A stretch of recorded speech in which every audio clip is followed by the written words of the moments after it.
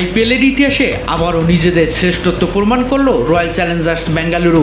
একসময় যে দলটিকে ট্রফিহীনতার আক্ষেপ বয়ে বেড়াতে হতো, সে দলই এখন টানা দুইবার আইপিএলের চ্যাম্পিয়ন।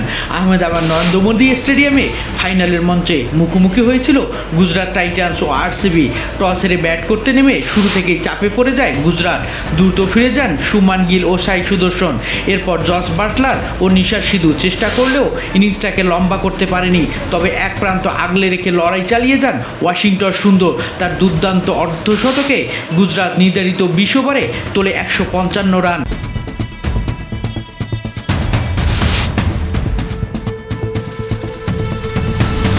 জবাবে ব্যাট করতে নেমে শুরু থেকে আক্রমণাত্মক ছিলেন ভেঙ্কটেশ আয়ার ও বিরাট কোহলি।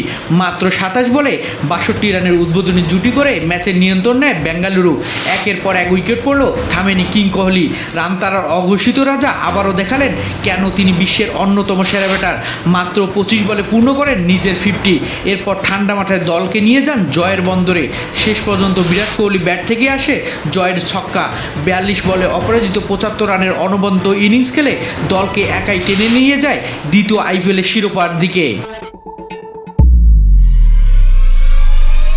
এক সময় যে বেঙ্গালুরু ট্রফির জন্য বছরের পর বছর অপেক্ষা করেছে, সেই বেঙ্গালুরু আইপিএলের নতুন রাজবংশ। সেই রাজ্যের সবচেয়ে উজ্জ্বল নক্ষত্রের নাম বিরাট কোহলি। কিং কোহলির বিরুদ্ধে আবারও আইপিএলের champion Royal Challengers Bengaluru. Shariful Islam, ক্রিকনেটস।